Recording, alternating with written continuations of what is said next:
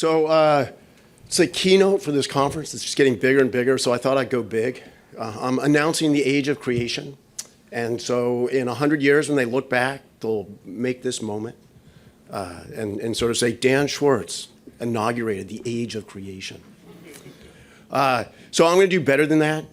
I'm going to answer the #1 questions I get. So it used to be, no matter where I talked, on what topic, people come up and say, how much cell phone use is too much, right? And the answer usually was, if you're asking, it's too much, right? But now the question is, like, what do people need to know, right? And how should they go about learning? So I'm going to answer it. It's going to be easy, you'll see, okay? But this is tough, so people try and predict the future. And so I'm going to show you a video from Star Trek. The video is probably like 50 years old, predicting 500 years from now in the state of education. So let's see if this works. So she's asking a very didactic question, and then the student's answering by pressing a button that lights a light bulb, and then gives an answer, and then she asks another didactic question. And then another student answers a light bulb, or presses light. So that's the vision of technology in the future. That students now can press a button, and it's even more didactic instruction, right? So right now, I think we're in the information age, and the characteristics of it, at least with respect to learning, are AI and automation. And so I actually want to start with this. This is a study that's about 60, 70 years before the age of information starts. But it foreshadows sort of the vision of what learning is going to be. And it was sort of the first study of human and machine interaction. And so what you're seeing here is on the horizontal axis, it's weeks of practice. And the vertical axis is how much information can they send. They're teletype operators. And so it's how many letters per minute, right? So they're measuring the efficiency of the transmission of information, right, which really foreshadowed the information age. And so one of the amazing things that came out of this was this curve. Some of you may have heard of it as the 80-20 rule. It's called the power law of learning. And basically, in the first 20% of time, you learn about 80%. And then the rest of the time is spent squeezing out the inefficiencies and getting faster and faster. So it goes asymptotic like that. So this is relevant because this is a large vision of what education has become with machines. It's to try and make you faster, more correct, right? Move the information around quicker. So what is in this model, what is AI for learning? How's it used? So early days, I think it would be for scrounging, right? You're using AI to help you scrounge around. And now it's to get personalized automated tutors, right? Or coaches or recommendation engines. And so this is really important, right? It's having individual attention in a high bandwidth, lots of feedback. It's superb for learning. And so a lot of people are working on this, right? How can I get the tutor to meet the student where they're at with the right content at the right time? So this is important. I want to point out that there are some people who predict that once there's artificial general intelligence, a lot of the work we're doing is going to become irrelevant. And I just want to point out, I know a lot of generally intelligent people who are terrible teachers, right? So the fact that it's generalized intelligence doesn't mean it's going to be a good teacher. So it's important to keep working on this. So here's the other dimension, and the thing I've noticed showing up is AI and augmentation. It's the age of creation. So people love this. I don't know if you've had this experience, but when ChatGPT first came out, I happened to go to 3 retirement parties. And in each retirement party, the host read a poem that they wrote with ChatGPT. And they were so pleased. I mean, they were so happy about this poem that they created. I think the retirees thinking you couldn't go to Walmart and get a Hallmark card. You just had the computer do it. But they were so pleased. They were so happy. And so this is a clue. This is how a lot of people like to use this, right? It's to surpass themselves and co-create. So this is one of my favorite examples. This is something that our beloved computer science professor, Chris Peach, did with his daughter, Freya, and image generation, where she made a story about a friendly witch in the forest. So this child could not have done this without these tools, right? But she's able to create this, and then this surpasses herself. And so that's one vision of these tools, right, is that they help you surpass yourself. And it really is motivating. So creating stuff in general is very motivating. So let me take a little detour here. So the question is why? Why does making things, like doing the story for the retirement party, so satisfying? Or Isabel making a haiku about Dan that evidently had a different Dan Schwartz in mind, right? So here are some well-known motivations. Welcome back to school. There's extrinsic, so this is like rewards. For me, it's frequent flyer miles, right? I'll fly an extra like 200 miles to get like 6 points. And here the goal is to get you to repeat a behavior, right? So I reward you, it's good. When reason fails, reinforcement works. Another is intrinsic, things like being in the flow, interest. And here I think the image is you're maintaining a psychological state that you find pleasing. And this is why it's motivating. The last one is self-attribution. So growth mindset, self-efficacy. So the motivation here is that you think things that make you feel good about yourself, right? And that leads you to try.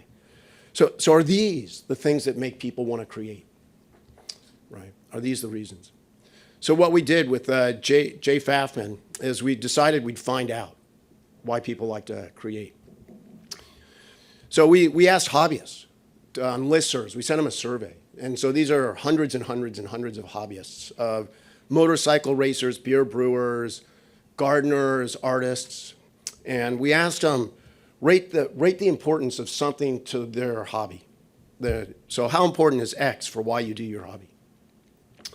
Losing a sense of time would be sort of an intrinsic motivator. Belonging to a group is a social motivator. Feeling a sense of control, and so forth. We also asked high school students about their favorite classes. Okay. So here on the left are the different prompts they had to respond to. They're ranked in order. The black circle are the hobbyists.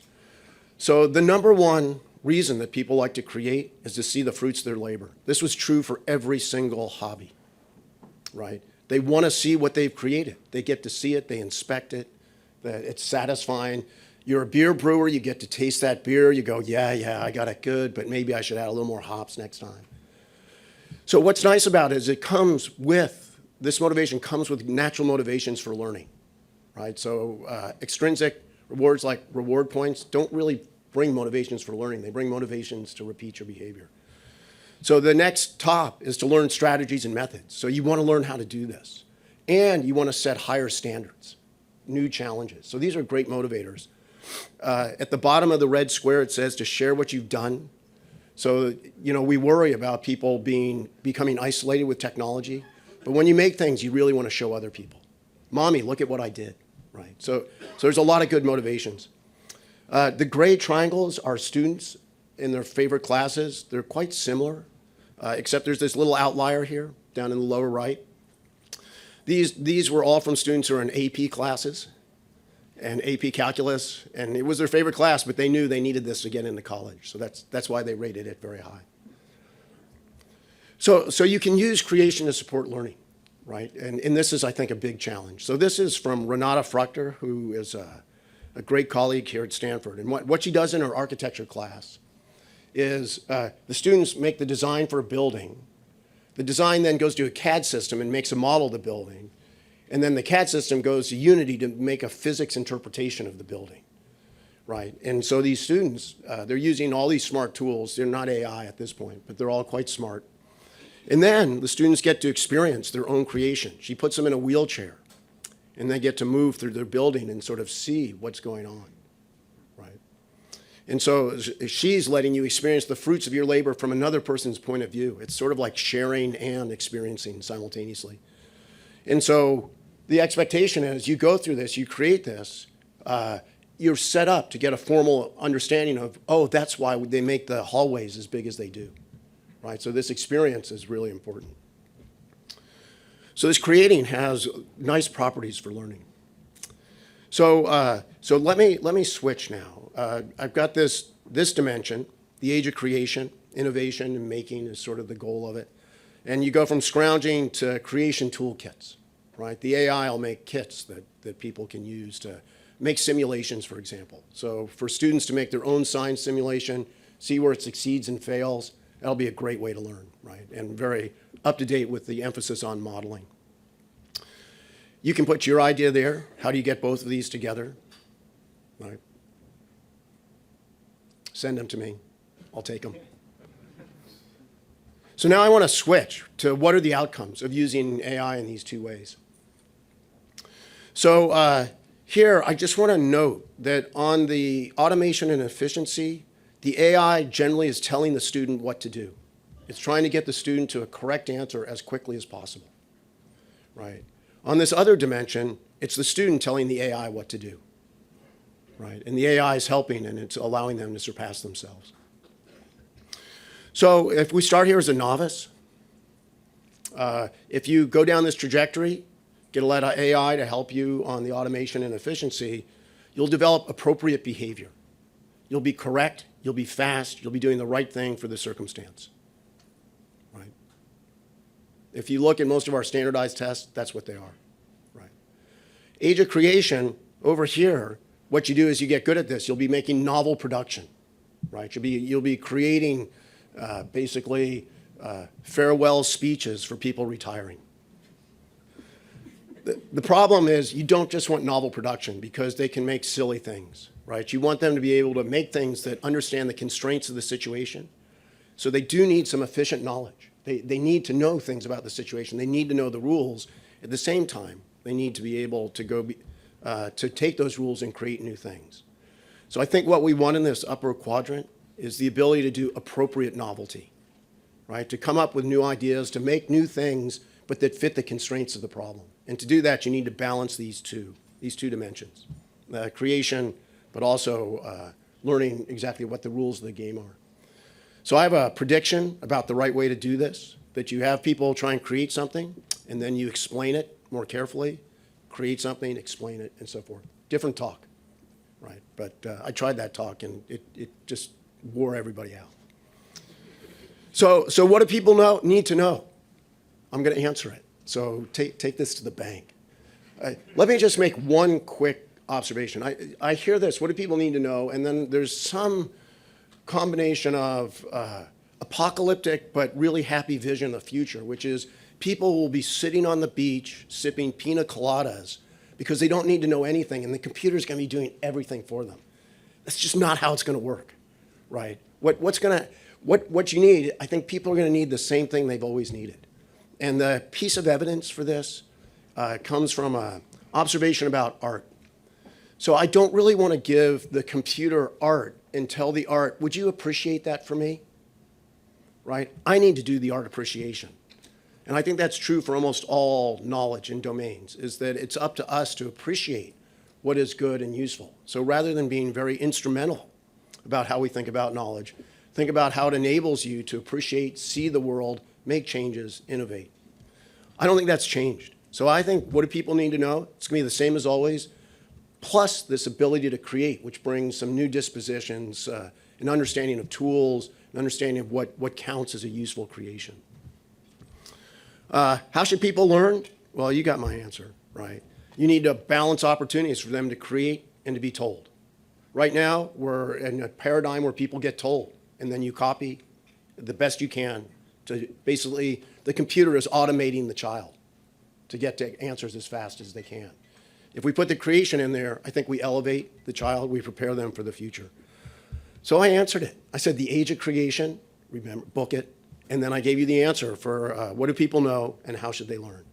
So thank you, and I hope you enjoy this amazing conference, right, that's put together by our amazing executive director, Isabel Howe, who has a Rolodex that's like 10,000 people. It's amazing.